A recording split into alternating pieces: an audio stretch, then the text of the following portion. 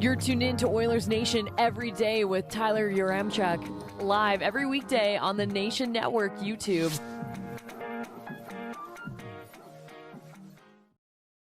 Points in 13 of 14. What's everyone so mad about?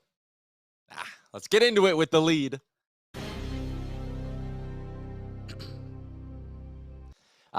The Oilers blow another multi-goal lead. They drop another game in extra time. This team just can't find a big goal when they need it. In overtime, they can't get a big stop when they need it. In regulation time, their losing streak is now at 4. Granted, they have 3 points in that span, so it's kind of like a win and a half, if you want to be optimist, I suppose. Welcome into Oilers Nation every day here on the Nation Network at YouTube. The comment section is buzzing. You are all very fired up. JT had the first comment, said, I feel like 29 and 97 lose purposely to give pressure to Holland for a big trade. I would say it's the opposite. If you went and started winning a ton of hockey games right now, Ken Holland might sit there and go, woo, I got a Stanley Cup contender on my hand. I got to load up. I think no matter what Ken Holland has to load up, we'll chat about that a little bit later on in the show. As always, we are coming to you live from the Sports Closet studio and sportscloset.ca. Retro track jacket, reverse retro, nice cool sweater as well. You can get it all by hitting up Sports Closet either online or at one of their 3 stores as well. Twisted is in the chat, says this team is beyond frustrating sometimes. The sad part is, I said the Oilers will find a way to squander this lead when they went up 3-0, and God, I was right, unfortunately. Yeah, I mean, you just can't do stuff like that. And if every once in a while you're going to blow a lead, I think that's fine. That happens. Comebacks, it's a tight league. Again, if this was their first one of the month, I wouldn't be sitting here going hard after the Oilers saying it's embarrassing. But let's take a look. The Montreal game, they were just flat out terrible. Against Detroit, they needed a comeback to do it. But to blow back-to-back games, I get it, against cup contenders, that's fine. But to blow back-to-back games where you had a 3-goal lead in each of them and to not even get the job done in overtime or the shootout in either one, it's just flat out unacceptable. Every team in front of you is winning. Seattle's winning. Vegas is winning. LA's won 4 in a row. Calgary's got at least 5 wins in their last 10. They've picked up points in 7 of their last 10. They're 5 points behind you with a game in hand. You are not clear and away from the Calgary Flames by any stretch of the imagination. And gone are the days where we can sit there and say, oh, all these teams are just hanging around in the playoff race because they're racking up loser points. We're now the losers who are benefiting from the loser points. That's not good. That's not where the Oilers should be right now.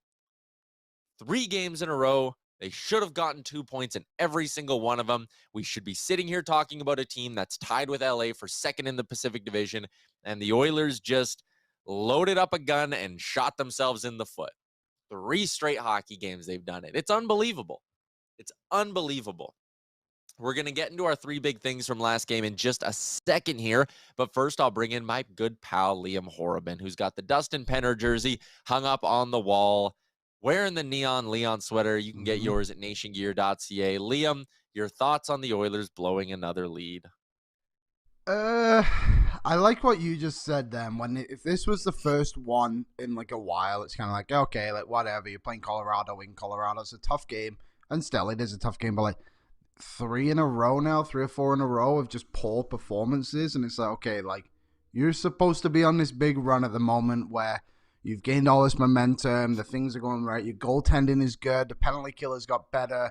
And the depth scoring, and then all of a sudden, all of it kind of just disappears. Granted, the depth scoring kind of showed up yesterday, but if you score 5 goals in a hockey game, you should be able to win that hockey game. No, like it's quite alarming the stuff that's occurring at the moment with this lineup. So, yeah, I don't know. Uncle Ken's gonna have to get something done here. I'm not exactly sure what it is with the amount of players that we've spoke about on this show now not on the market because they've been traded. So. Something's gonna have to budge here pretty quick, I think. And I mean, the extra frustrating part about this hockey game is, one, you scored 5 goals against the Colorado Avalanche. Come on. And also, you got depth goals. Fogle scores twice. Barry scores a goal that's assisted by Devin Shore and Jesse Puljujarvi. Matthias Janmark finds the back of the net. I know that was a McDavid assist. Still, you got a lot of offense from pieces you usually aren't getting offense from, you need to win those hockey games. As you get a look at the first goal of the game from Warren Foegele, who took a couple penalties, and I was sitting there going, ooh, Warren Foegele might not play a lot in this hockey game. Turns it around, pops home the first 2 goals of the game, ends up having a pretty solid night with 3 shots on net as well. Played just north of 1335 on the game as a whole. Warren Foegele had a good hockey game. I think some of the Oilers' big guns really can't sit there and say they had good hockey games, and that's unfortunate. They could have used a big moment in OT. Didn't come. Let's get into our 3 big things from that hockey game, brought to you by our friends at Montana's, and we have a big gift card to give away. We gave away a $100 GC on our social media last week. You were all entering the draw. The winner from Instagram is Nick Yao Young. Nick, Yauyeung. Nick Yao Young from Instagram. You're getting $100 to Montana's. Our promo department's going to reach out to you on Instagram in the next, probably in the next couple of hours here to get it all sorted out about how we can get that $100 GC into your pocket. It's Monday, half-price wings. You could be eating a lot of half-price wings over the next month or so with a $100 gift card. There's the lineup of daily deals. Shout out to our friends at Montana's. Was a blast giving away $175 in total over the last couple of weeks. 3 big things for Montana's. Number 1. Tyler, I got a quick question for you. Okay. I got a question. Sure. And I'm putting you on the spot for this one before we dive into this. And it's about Devon Shore. And I know I'm not going to go off on anything. I want to know how he was able to be on the roster when the Oilers had to send down Hollway and Desharnais. I've honestly done no research on this. I just thought about it right now. But I thought they didn't have enough money to bring up guys. So if they did, then why did Hollway have to go down? Or do they not make the same amount of money? No, I think there is a difference in the way it's calculated against the cap. I don't think it was an emergency recall either, because I know you can go that route at times. I think it's just because Shore's maybe a little bit cheaper and they can afford it that way. But it does make you wonder why they don't just keep him on the roster full time when you could afford him. You're right. That is a little confusing. If Original Puzar, when you listen to this, DM me, please. Explain how this is all possible. Or Puckpedia. Hart, if you're listening, I need some help. I'm not 100% sure. 3 big things for Montana's, though. Off the bat, everyone's mad about the blue line. Everyone's angry at Darnell Nurse. Everyone's angry at Evan Bouchard and blah, blah, blah, blah, blah, blah, blah. Yeah, I get it. They've made some not great plays. I'm looking at the on-ice numbers from the game against Colorado, and, Darnell Nurse played a ton in that hockey game. But here's the bottom line. When Darnell Nurse was on the ice at 5-on-5, and he was on the ice for 18 minutes, the Oilers outshot the Avalanche 20-9. I will take a defenseman who every once in a while will turn over a puck for a guy if he's also going to, when he's on the ice, outshoot the opposition 20-9. That's really, really good. I also thought Evan Bouchard, again, the 1 goal against at 5-on-5 aside, I thought Bouchard actually had a fine game. Tyson Barrie scored a goal. Hard to complain when a guy scores a goal. The only defenseman who got outshot when he was on the ice at 5-on-5 was Philip Broberg, and it was only 7-6 were the shots. I actually don't think the blue line was a problem, and I'll go a step further, and I'll rattle you off some numbers courtesy of Natural Stat Trick. And this is so far in the month of February, okay? So over the last 20 days, the Oilers, in terms of shots against per 60, sit 19th last in the NHL. So I flipped that around. That's an awkward way to phrase it. They're 14th best in shots against per 60, Liam. They're in the top half of the NHL in terms of allowing shots. That is good.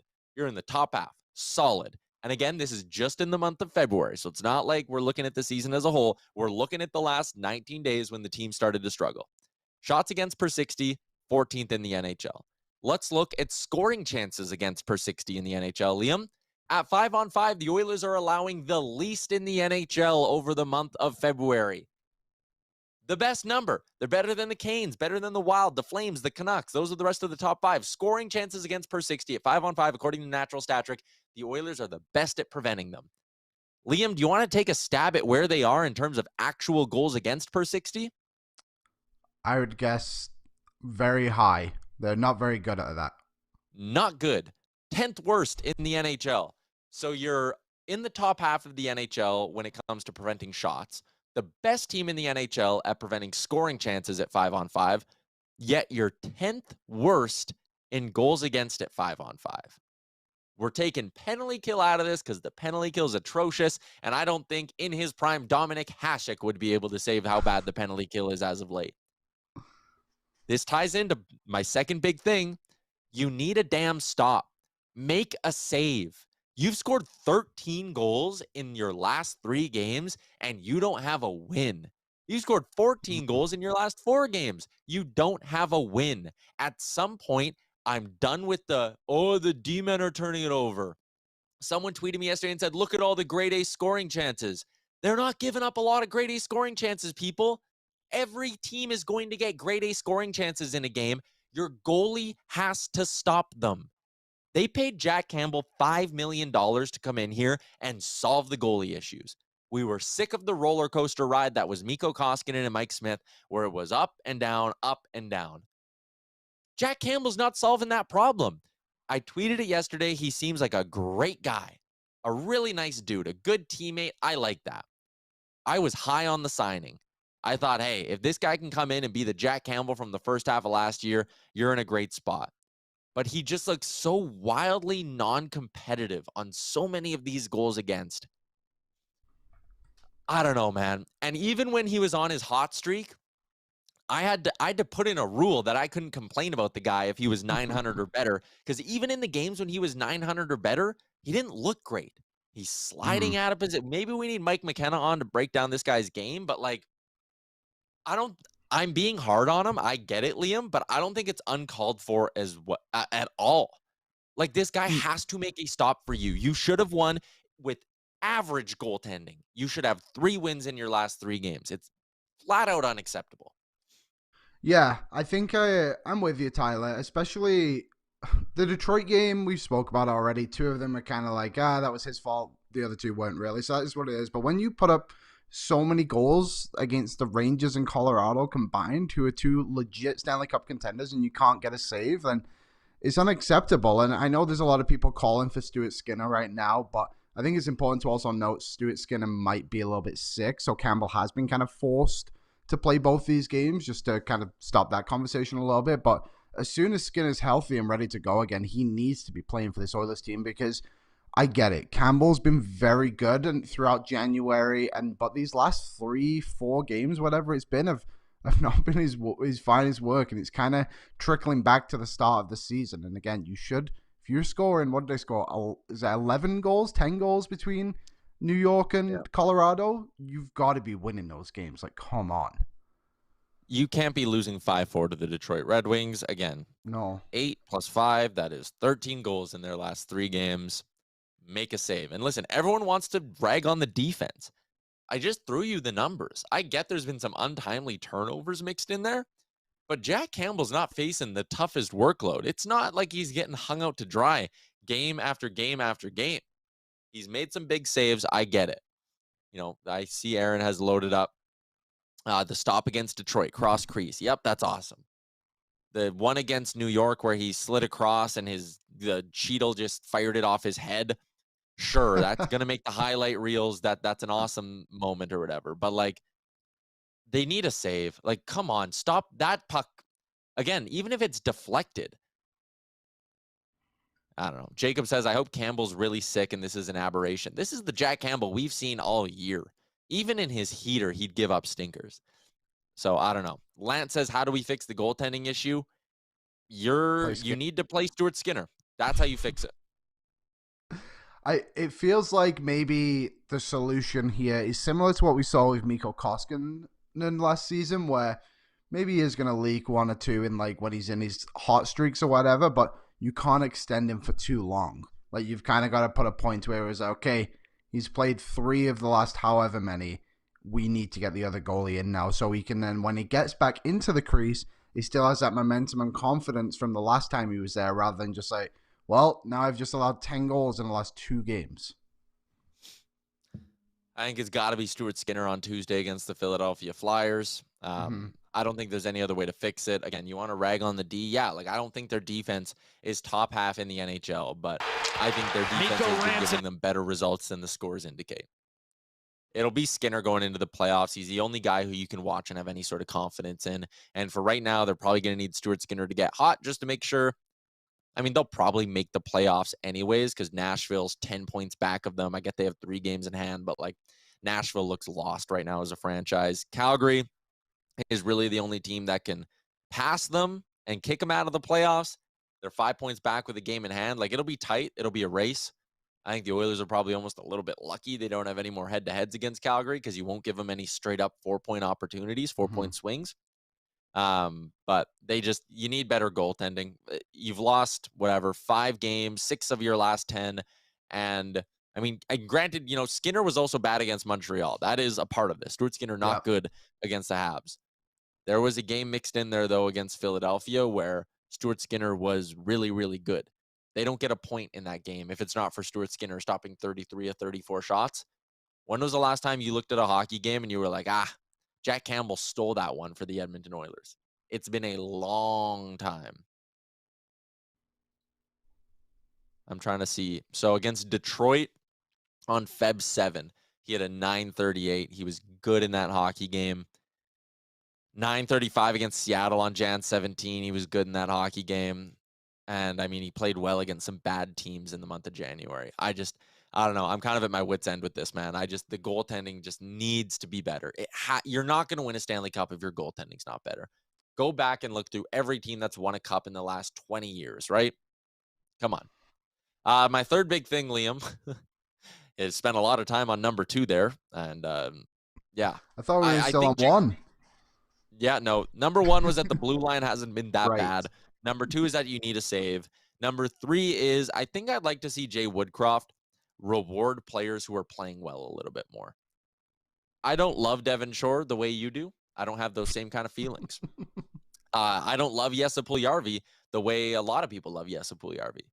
Devon Shore on the ice last game, 7 minutes and 22 seconds at 5-on-5. Outshot the Avs 10-4. When Puljujarvi was on the ice, 8:04. Outshot them 9-2. They were each on the ice for a goal. I would have played those guys more. I would have played Warren Fogle more. He scored 2 goals, played 12-25 at 5-on-5. I think you could have upped his minutes. I think last game was one of those games where you could have taken Connor McDavid off a little bit. Leon Draisaitl didn't have to play north of 20 minutes at 5-on-5. I think both those guys could have played significantly less. Your depth players were rolling. Why don't you go let your depth guys try win you the game? I just felt like they could have leaned on some depth pieces a little bit better. Do you know what, too? Thinking about it, because obviously Kane wasn't there. You're already so short-handed. Maybe it's not such a bad thing. Like, the pressure is almost off, I guess you could say, in a way, because nobody expected him to even grab a point, I think it's fair to say, before the puck was dropped. So why not kind of just be like, hey, these are the hot hands. Like, you've got McDavid and Draisaitl who can just rotate through there, too, if you want to just play them with those guys. So, yeah, I completely agree. I think this is something we spoke about earlier in the season, too. It's like, well, why is this guy only getting 10 minutes a night when he scored 3 goals in his last 6 or whatever it is, for example. Yeah. So, yeah, I agree. I think sometimes it can just be more of a reward for the player, and maybe it just builds some more confidence throughout the team. Mm-hmm. Yeah, I think, that was one of the things that really I feel like allowed Jay Woodcroft to turn the season around last year for the Oilers is he came in and he gave those depth guys meaningful minutes. They had a reason to go out there and believe that they're going to contribute on a nightly basis. And I just feel like we've lost that a little bit. If I could maybe give him some credit, he did keep McLeod, Fogle, and Janmark together for the bulk of that game, and he got good results from doing it. Again, they outscored the Avs 2-0 in 7:27 as a trio. It's a lot of minutes. In the top 6, I think you're a little bit screwed just because Evander Kane wasn't there. So you needed to, really rattle around the lines and all that. And maybe that's why they couldn't get any momentum. But this team's been so comfortable going with 11 forwards for so much of this year that it shouldn't have been an issue. Oiltown says, so how do we fix it? We all know that the defense is a problem. So how do we fix it? The defense, I don't think, is as big of a problem as the goaltending. But you can't fix the goaltending. So I suppose your only issue, or the only thing you can do, is get better in front of the goalie. Have the puck more, give up less shots. That means getting good D-man. That means getting some forwards. The only issue is, and I have an article going up a little bit later this afternoon at Oilersnation.com about it, the trade market kind of changed over the last 48 hours. Not only is Ryan O'Reilly off the market, traded to Toronto on Friday night, the Leafs paid a very pretty penny to get the guy. They got their guy. They wanted him. They're in a position to load up. I would argue Ken Holland is in the same spot. You can take a peek at the deal here. Like, this is a ton to give up. And I would do it. If I was in his shoes, I would do it as well. A first, a second, a third, and a fourth gets you Ryan O'Reilly and Noel Achari. Two good centermen, two guys that are going to help you win in the playoffs. They paid market value, though. Don't let Leafs fans convince you that Kyle Dubas worked some sort of masterclass and this is the trade of the century. They saw something they liked. They paid heavily for it. It's a good move by Kyle Dubas. It's not a genius GM move. Ryan O'Reilly is going to make them a lot better. Ryan O'Reilly is a guy the Oilers presumably had some interest in. They missed out. I don't know if they would have paid that price. I don't know if they should have. What do you think, Liam? If you were in Kenny Holland's chair, would you have pulled the trigger if that was the ask? I think I would have, to be honest. Yeah. I don't know. It's just you getting. We spoke about it on yesterday's show too. I think Ryan O'Reilly allows you to be way more flexible with the stars in your lineup. If he's your second line center, you can move Nugent up the lineup to play with McDavid, Draisaitl, or like whatever you want. I think it just allows you to play with it a lot more. So yeah, I think I would have. I think the prospects they gave up weren't anything special. They both could be good NHLers, but obviously the picks are where the value is at for this Yep. deal, and maybe that's why. Maybe the Oilers had a similar deal. I don't know. And who would they trade with? The Blues thought maybe that first round pick from Toronto could be more valuable for them down the road than what the Oilers might have to play in the playoffs. You know. Maybe. So and then also Noel Achari is just a good depth option too. I think. And then Josh Pilar. Isn't that It's just a what was the center fielder called for the Blue Jays? Kevin Pilar. Kevin Damn it. Pillar. Yeah, they did not I acquire was gonna him. make a little joke about that, but wrong name. We'll cut that. Okay, edit that out. It's a good thing we aren't live, right? Yep. So he's off the market. Jonathan Toews, if you missed it yesterday, put out a statement basically saying he's got the long COVID and another illness that's really hampering him, and he's not going to be able to play, or he doesn't think he'll be able to contribute. Here, you can see the statement here. We can flash it up for everybody. Jonathan Toews, the point is not going to be traded. Off the market. So now two guys who you kind of viewed, or I at least kind of viewed, as top 9 options to help the Oilers down the middle. I mean, how nice would it have been to have a reliable centerman who could go win a draw in that game against Colorado, right? They've been giving up goals off face-offs way too much. Both those guys are off the market. And if you look at Frank Saravalli's trade targets list, who else is there that can play center? That's kind of my concern right now, is you're now going from, Ryan O'Reilly, Jonathan Toews, and I'm just scanning this thing quickly. Noel Achari was at number 18. He's off the board. Going. Your next options on Frank's trade targets list are Nick Bonino and Nick Bjugstad. That's the drop-off here. So you're no longer in a spot where there's a centerman out there who it makes sense to give up big assets for. You're probably giving up 3rd or 4th round picks to get guys like Nick Bonino or Nick Bjugstad, which is fine. I think they can be really useful players for the Oilers. But the point is, you've missed out now. And part of it's not your fault because of the Toews thing. Maybe he would have been a good fit here if you could have made the money work. But the center market has really taken a hit. The D market is interesting. We're not going to do the Carlson stuff today because I just flat out don't want to. But there's a couple of other interesting options there. One of which we've heard is Mattias Ekholm in Nashville. And Liam, I'm going to be honest. I think I'm starting to warm up to the idea of going in and getting Mattias Ekholm. I think this guy makes you a lot better. I think he's a calming presence in his D zone, plays with some physical bite as well. He's got some size to him. Mm-hmm. I think Mattias Ekholm, and we've heard that maybe Nashville, because they're on this quest to get draft picks, if they do decide to sell off, which it sounds like David Poile will, maybe they would keep some money if it means they get a 1st round pick back. I would be all over Ekholm if they were to keep like 1.25 to $1.5 million. And he's what is he at? Sorry, $6 million, right? 6.25. So my thinking is, let me walk you through my hypothetical trade. Let's say they keep $1.5 million. He's got 3 more years after this one, so it's quite the ask. 1.5 million brings him down to 4.75. You get them to throw in Tanner Jeannot at $800K as well. Bob Stauffer brought up the idea of the package deal, so I'll give him credit there. But combined, that would put you at just over 5.5 million. Puljujarvi, a 1st, and Borgo. Would you do it? Yeah, I would. I would do that. I think. The prospects thing again, I don't know how it fully works. I don't know if you would have to give up Borgo. Maybe there's other players you can give him, but I agree you probably have to give up a reasonably good prospect. But one thing I've kind of thought about a lot since we had Frank on last week when he was talking about Carlson, he just says that where does Carlson make you better? I think if you bring in an Ekholm, I know we just spoke about the numbers defensively for the Oilers, but I think Ekholm just helps sustain that success that they've had. He'll help you on the penalty kill. He's been to the Stanley Cup final before, right? When Nashville went a few years ago. So he brings that level of it to you as well. He has that physicality to him. And if I was the Oilers, I would look at what the success was through January. Take away your opponents. You bullied a lot of teams. You were able to stay physical in the game and all that kind of stuff. Jeannot and Ekholm will both bring that to the lineup too. So then you had those two along with Kostin, Kane, and Desharnais, hypothetically. I think that's a really positive move. One thing I do like about the deal you threw out there is nothing moves out of the blue line. I think it's very important that Oilers keep the blue line the same and just add to it, because we saw it last year where it was like, okay, the blue line's decent, then you had Kulak and it gets to another level. I think this helps the Oilers a lot in many areas, and yeah, if Kenny Holland can figure out a way to get that and Tanner Jeannot, I'll buy an Ekholm jersey. There you go. There you go. And someone said, why would Nashville do that? And I think Nashville's going to be going through a little bit of a retooling period here.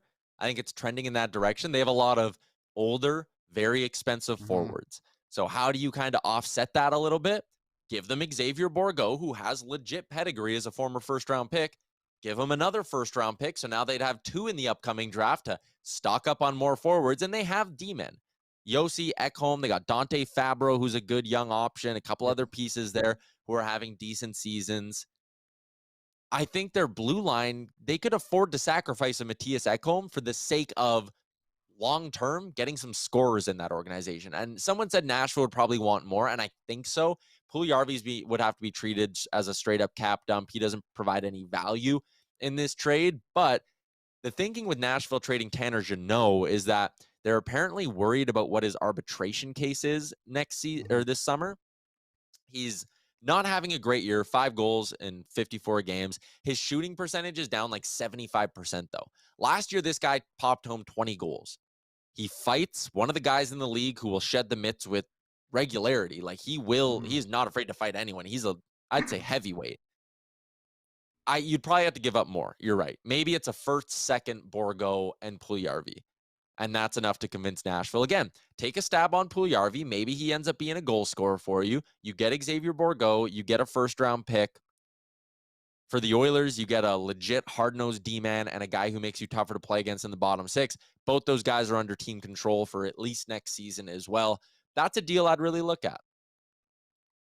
Yeah, I mean, why? There are 2 legit players who will make you better. Like you said, maybe you have to add a little bit more into the deal to make it more pleasing for Nashville, but we've seen Nashville be busy in the trade market before in the past when seasons haven't necessarily gone their way, I guess you could say. So I think it'd be a smart move for them to kind of evaluate where they're at, and I don't think that division they're going to be getting, it's not getting easier, right? So yeah, I don't think it's out of the question. I think maybe it's difficult, but it's easier than a Carlson deal, to say the least. Let me hit you with another Yaremchuk armchair GM hypothetical, and this one's kind of the exact reverse of the Nashville one. For Nashville, you're going big on D and then getting a decent forward. Flip that. Go big on forward and just get a decent D-man. Go get Adam Henrique from Anaheim. This guy's under team control for next year, $5.8 million. If you could convince Anaheim to keep 50% of Adam Henrique's contract, that would bring him down to like $2.9 million, just under it. That'd be a good price for a guy for a year and a half. He's scoring at nearly a 30-goal pace this year, playing on a team that's garbage while putting up good defensive metrics. Man, I'd be all over Adam Henrique, and you want to get a D-man in the deal? Go get Dmitry Kulikov. If they retain half on each of them, again, you'll pay. You got to pay when teams retain money. But if they retain half on each, you only need like 4 point something going out the door here. Anaheim has reportedly had interest in Jesse Puljujarvi throughout the season. Puljujarvi, a first, Henrique, Kulikov. You got to find a way to move on from some other cap. Maybe it's Warren Fogle. But I'd be interested in the Henrik Kulikov duo. Again, it's not the sexiest names, not as sexy as going and getting Matthias Ekholm, because I think his name carries a little bit more weight. But I think those are two guys who would actually really help you win this year. And Henrik's around for next year as well. Yeah, I actually kind of like those deals too, especially the Kulikov and the familiarity of being around here already. Like he was decent when he was here, right? And Henrique's been Yeah. around for a while now. I think one thing is important when we talk about all these trades is like, yes, I think we all want the best players in Edmonton. Like, who wouldn't want to see Timo Meier running around Rogers Place? But it's important too that the Oilers just make upgrades to their roster, and if Henrique and Kulikov are those pieces, then that can help them get over the line. That's not a negative thing at all. And but yeah, I think I would kind of pay that price. The Henrique one is interesting. He's a guy who came into the league and was like solid for years, and then kind of faded away a little bit, probably because he was in Anaheim, and now he's back to what he kind of has been. So yeah, I like that deal, and he's obviously a poor man's Ryan O'Reilly, I guess you could say, but again, he helps you with that flexibility, and the centermen are going to help do that with the amount of centermen the Oilers have who can play all over the lineup. Our guy Rusty in the chat cannot believe what he's seeing. Why are people talking about a buyout for Jack Campbell? We're trying to move Barry or Bouchard. What's wrong with all of you, says Rusty. And he says, this has got to be the most irrational and reactionary fan base in all of sports. It's probably not. It's just a diehard fan base, and you get these. I get the frustration. I do, like, we're not talking buyout for Jack Campbell. We're not talking trading Jack Campbell because you can't do that. Although I did have the thought the other day, and it's totally not realistic, but you need to make money work in a Carlson deal. Swapping Campbell for Reimer goes a long way in doing that. I don't think San Jose would want Campbell. I don't see why. They just got rid of Martin Jones and bought him out. I think they still have dead cap from Martin Jones on their books. I don't think they'd have any interest in Jack Campbell. But that would be how you make the money work, right? Is you swap Reimer for Campbell? I mean, Reimer. I like Reimer. I think we've called his name in a few times now. So yeah, but like you said, I don't think there's any chance you let's move on from Jack Campbell. You said it on Real Life the other day. You basically just buck your ticket to never get a half decent free agent in this city again, which has been very difficult for the Oilers to do for the past 10 years or whatever anyway. So not a good idea. Yep. Another potential idea comes out of St. Louis, where they're in full-on sell-off mode. They've gotten a ton of assets recently. They now have 3 first-round picks. I would imagine they're looking for more. And there's rumors about Colton Parayko apparently being available in or out of St. Louis. Worth noting, no trade clause, right? Mm-hmm. That's... I think he would probably, if it got that far, be interested in coming to Edmonton. But this guy is in year 1 of an 8-year deal that pays him $6.5 million. It's going to bring him to his age 37 season. He's not had a good year. At age 29, I think you're maybe getting to the point where you'd wonder, like big D-men like that typically don't age well. And I know some of you might be like, but you just said you like Ekholm at age 32. But Ekholm, at least for the last couple of seasons, has been good, and this year has been good. Parayko's kind of slipped a little bit, and I love the story of it. I love what he would bring in terms of his size. He's a St. Albert boy. I love that. But, man, I just think getting $6.5 million on the books, at least with Ekholm, there's a shot Nashville retains because it's 3 more years. But if they're heading into a mini retool and they really want picks, maybe they'd be open to it. There's no shot St. Louis is keeping money on an 8-year deal for Colton Parayko. So are you paying that guy $6.5 million? How are you going to fit $6.5 million of Colton Parayko into your cap? And right now, in this moment, I don't think he's as good as Matthias Ekholm. So I would go get Ekholm. He's cheaper. They might retain. He might even cost less. And his contract ends quicker. It's a nice sweet spot where you'd get him for a handful of years, and that's it. Committing to through age 37 for Parayko would scare me.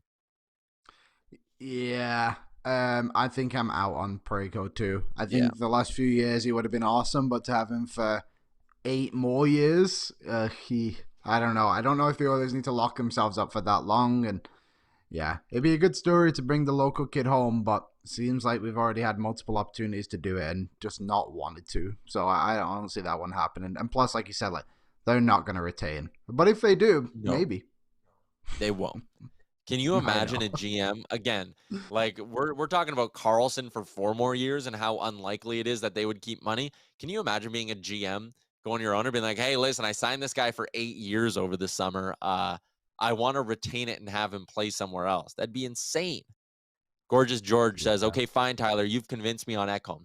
Ekholm is way more realistic than Karlsson. It's way more likely he ends up here than EK does. Again, maybe into the summer is when a Karlsson deal could happen, but I like the idea of Ekholm. He could even play both sides. I think he's fine on his offside. I think Ekholm could be a really interesting fit for this team. I like the idea of Adam Henrique. There's still a couple players on the market that should really intrigue the Edmonton Oilers. And also, you never know how things are going to break. There's still 10 days till the deadline. You never know which GM is just going to be sitting there and be like, no, I'm pulling the pin on this thing. I want to get my picks. Washington, I think, is absolutely a team to watch in that regard. A guy like Dmitry Orlov could probably net them a first-round pick if they agreed to keep money. I would be in on Dmitry Orlov as an Edmonton Oiler. I think he'd help this blue line. I think we spoke about it the other week, but that Washington blue line, all unsigned for next season. So, yeah, definitely. If the Oilers want a defenseman and Washington kind of fall out a bit more, then I think that's the place to go shopping.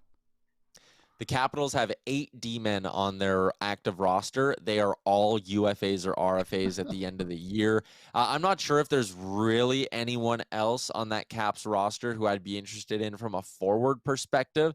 Like maybe if they kept a chunk of Lars Eller, I would take a peek. I'll be honest, I don't really know enough about how Lars Eller's been playing this year, but he's got some decent size. He only has 7 goals, 3.5. Probably pass on that unless he came super, super cheap.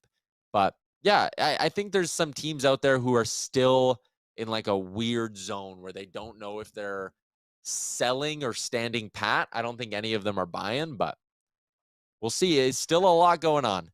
It's going to be a busy week here, and we're leading up to trade deadline, and that is going to be a lot of fun.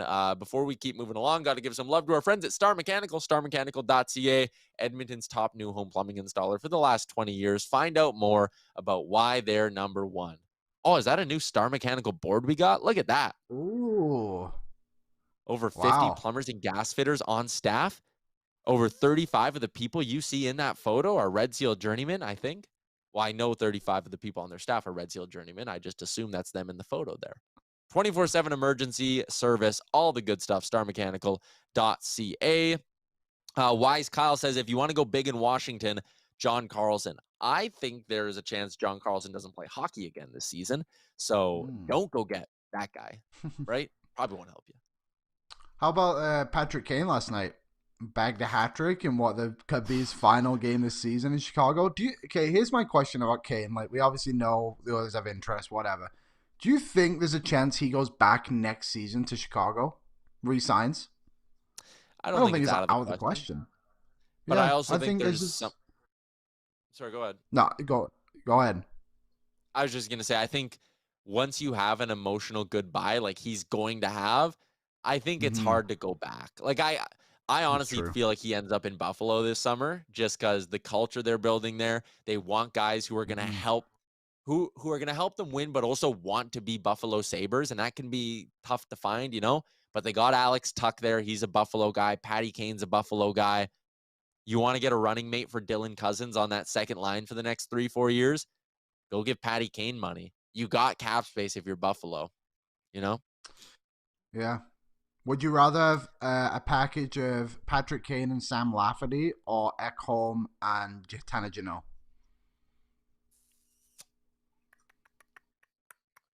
Ekholm and Jeannot, because you get control of both guys. It might cost you the same.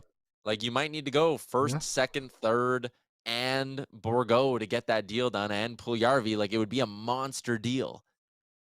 The ask is probably a little more than to just get Kane and Lafferty, although I think the Kane-Lafferty duo is probably super comparable to the O'Reilly thing, right? It'll be a first, a second, a third, and then it'll probably be whatever. But the difference is, I guess, that if Patrick Kane tells Chicago, because again, we heard he liked Toronto potentially, he liked the New York Rangers, neither of them stepped up.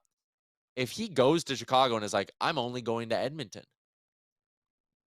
maybe that changes it, right? Maybe it's not quite as expensive as we think it'll be. Here was Frank's proposed trade to get Patrick Kane to Edmonton.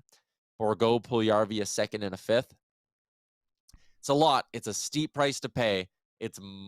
I won't say more than what they gave up to get Ryan O'Reilly in Toronto, but close. They got a Mm-hmm. Chari too, so yeah, I would almost say this is more because again, Bourgault's a high-end prospect. He's legit. Original Puzar had an interesting comment in the chat, Liam, and I'd love to get your thoughts on it. How about what's going Here on we go. down in Bakersfield? Raph Lavoie, What 4 happened? goals. Oh, right. Yeah. Yeah, I mean, is he Maybe there's quickly a piece becoming down there. You know, coming an asset for maybe even the Oilers themselves if they don't get rid of him? Is he finally coming out of his shell? Like, he's an interesting prospect because he's a guy when they drafted him, I think everyone was like, oh, nice, we got this guy in the second round. And then he struggled with injuries and just finding any form of consistency. But right now, he's obviously healthy, hitting his stride. Like, he's an interesting one. Maybe it's time to cash in on what he could possibly be with trading him away for. Maybe you can put him in this Patrick Kane deal instead of a Bourgault, right? Whose upside is probably yeah, a little bit higher than what a Lavoie is. yeah, maybe. Or maybe if you are including a Bourgault, you get that second asset, right? Maybe you get a Domi, maybe you get a Lafferty or something along those lines, but it doesn't help your blue line, which is concerning because I do still think they need a piece here. Eric is in and says, what about Scott Mayfield from the New York Islanders? I love that name. I love how cheap he is. If they were willing to keep half, I'd give up a good amount to get a guy like Scott Mayfield here because I think he calms down your blue line, which is something they need. Yeah, I like Scott Mayfield. That's a good suggestion. Davin says, you know it's serious when Tyler starts stroking his chin. Yes, my playoff or my deadline beard coming in, which I will get rid of as soon as the show ends. Raph Lavoie, Blake says 6'4", right shot. I mean, hey, if you got a cap dump Puljujarvi, maybe you want to test drive him, test drive Lavoie up here for a couple weeks. I don't think it's like the craziest thing. He's scoring a ton. I think one thing that is very interesting with the Oilers this past couple of seasons is how ready these guys are when they come into the lineup. Like, a lot of them can make an impact almost right away when they come in from Bakersfield. And I'm not saying scoring goals every night, but just have like some positive impact. I think when Hamlin came here, he was good. Desharnais, we've obviously seen. Broberg, when he's been up and down, has been good. So I feel like this organization has a good meter on knowing when players are ready to come up, and I think when Lavoie does come up, he'll be ready to go if he gets here. But like you said, 6'4" right shot. I mean, maybe you want to keep him. Yeah. Who was it? Sean in Calgary says Mayfield isn't much of an upgrade on Desharnais. He's more experienced, he's a vet, and he gives you depth. You're going to need more pieces on this blue line if you want to get through a long playoff run. So that's why I bring up a name like Scott Mayfield, or that's why I'm giving time to the idea of getting a guy like Scott Mayfield. Clay says, I would argue Hollway wasn't ready. I Yeah, think maybe. Holloway was ready and then lost momentum. I think Yeah, that's I fair think to so. say. I think as soon, like, he just got a hat trick in preseason, and then one of his first shifts in the league, he posted on the tape of whoever that was of Vancouver, and they scored, right? I think just all of a sudden, Holloway went from, like, speed train right down the tracks, nothing could stop him. Then he hit a mountain, and it was like, Yeah. oh no, this is the NHL. So I think Holloway was ready, but in not maybe the way we wanted him to be ready, if that makes sense. Someone asked if we can trade Ken Holland for Brad Tree Living. Do you want 8 years of Jonathan Huberdeau? I Oh, mean, the grass is what? always greener with stuff like this. Every fan base has reasons to dislike their GM, right? Like, that's just the way this stuff works. Where was an interesting one up here? Someone was talking about why would you trade Raph Lavoie? He's trending up. You trade players when they're at their highest value. If you as an organization are not sold on Raphael Lavoie, and someone pointed out this is his third AHL season, if you're not sold on Raph Lavoie and you look at that guy and go, I don't know if he's ever going to be a full-time NHLer for us, and some team values him at that, you make that move. I think so too. Yeah. But I If also you think Ken Holland has a really good record of being patient with these guys. That was a whole thing in Yep. Detroit. Like, I don't think he just wants to give up on prospects so easily. And if he did, I think we would have seen that for the last like 2 or 3 seasons. Yeah, that's fair. The other side is when you look down in that system right now, Tyler Tullio is looking awesome. That could end up being just, I think he scored 3 goals last night too. Tyler Tullio could end up being a really damn good hockey player. You got a guy like Matvei Petrov, who's still ripping up the Ontario Hockey League. Noah Philp is starting to take some strides as a pro. Maybe we need to have a Bakersfield chat soon. Then you got Holloway, Bourgault, and Schaefer, all his former first-round picks. I think, like, if you were to sacrifice one of those pieces, it's not like you're totally barren. Like, you have a little bit of, I think you have more depth in this system than people want to give the Oilers credit for. And the other thing is, you're in win now mode. You know, Draisaitl's got 2 more years. McDavid's got 3. Hyman's long-term. Nuge is long-term. Kane is long-ish term. That's 5 players that you have signed. Here's a great photo. Aaron, flash this up, of Tullio and Lavoie after their big game yesterday. 7 goals between the two of them. And I like the cowboy hat on Raph Lavoie. Point I'm making, you already have 5 pieces of your top 6 or top 9 locked in. Actually, if you want to talk top 9, Ryan McLeod's locked in there. I would assume they're going to sign Klim Kostin. Yamamoto's around for at least next year. At least he's under contract. Like, for next season, you have 8 pieces of your top 9 more or less set in. You can afford to give up a prospect because at the end of the day, they're not all going to hit, and I understand that. But at some point, there's not a spot for these guys to take. Again, Schaefer, Bourgault, Holloway. You can include Carter Savoy in this conversation. Lavoie, Philp, Tullio, Petrov. I know Philp probably projects more as like a 4th line kind of depth forward, but the point is you got a lot of forwards that are doing some interesting stuff outside of Edmonton right now. You can probably sacrifice one of those and still feel pretty confident about the future of your forward group and having young guys step in for cheap. Yeah, I like those points, Tyler. And like you said, sometimes you just get too busy down there and it's like, okay, well, we should just probably move this guy out to benefit both parties in the sense of like do the player a good service and also your team at hitting the value. I think one thing that's interesting the Oilers have done in the draft with their first round picks specifically in the last couple of years is they've drafted older guys. Like Schaefer and Bourgault were both late birthdays, so they just missed a draft from their first draft class together. So what that kind of means is like they're probably more mature when they actually get to the NHL rather than these 18-year-old kids who come from there, and like they draft Europeans a lot more because they can stay overseas. So it's a strategy from Holland, which I think is now become very apparent. Now, yeah, like these guys, maybe he wants to keep them around because of the cost, obviously, and just the maturity of the players themselves too. So I'm interested to see actually what he'll do with the prospects because yeah, eventually you just got to kind of move on from some who maybe aren't going to be around forever. If you head to nationgear.ca, there's a bunch of great stuff going on there. We have 2 more spots on our trip to Toronto. So if you go to nationgear.ca, Oilers Nation, then travel, you can find out how you can get involved in that.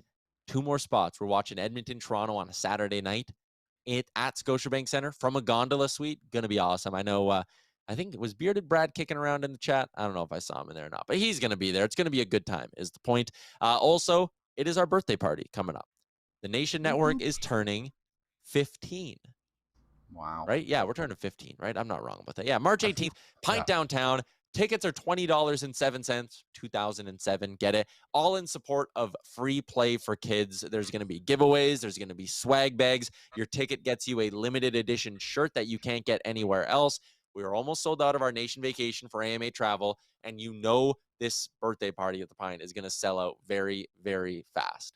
Head to nationgear.ca and get it all ready. Get all your stuff, load up, come party with us. It's an afternoon game against the Kraken. A couple beers while the sun's still up. Nothing wrong with that, Liam.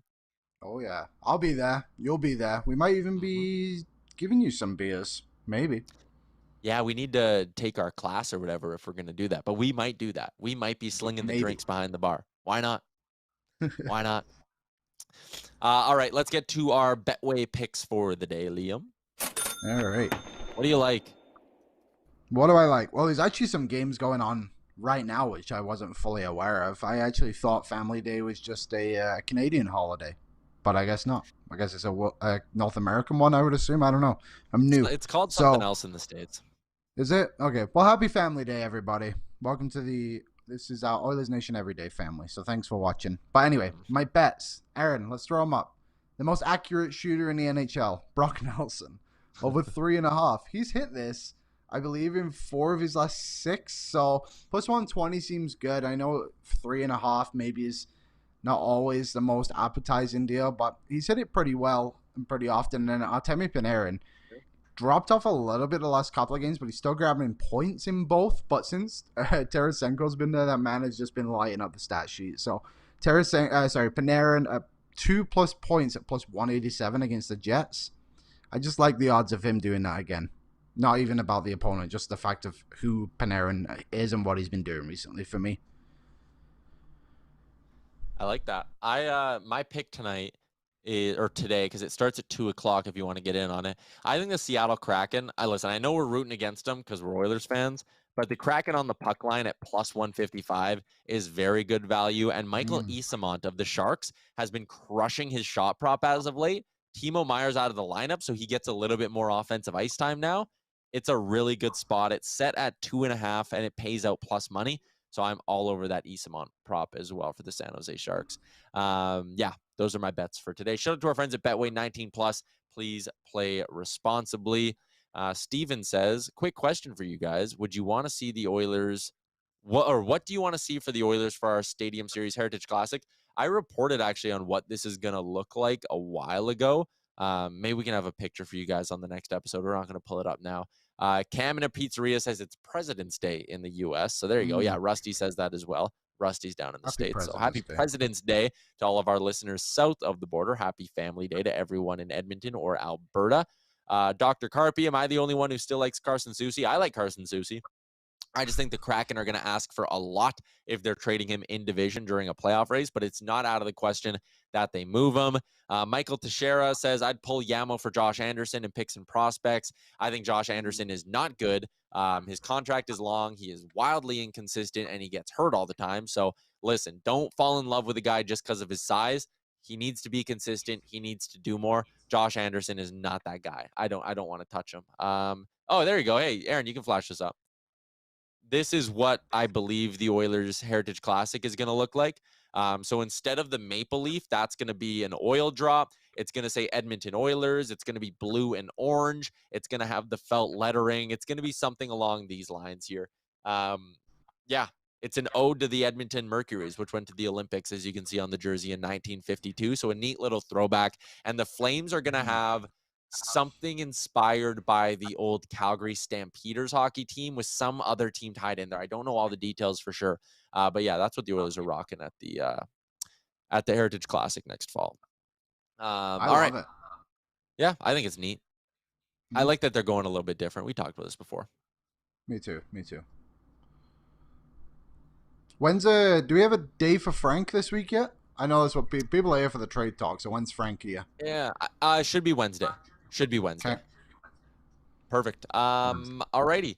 I think that's going to be a wrap on today's show. Shout out to Montana's and Star Mechanical and Betway. And tomorrow is a Short for Giant Game Day show as well, Liam. So Jay's going to be around. We'll argue about some trade talk and all of that. That is a wrap, though, for today. Enjoy the long weekend Monday, everybody.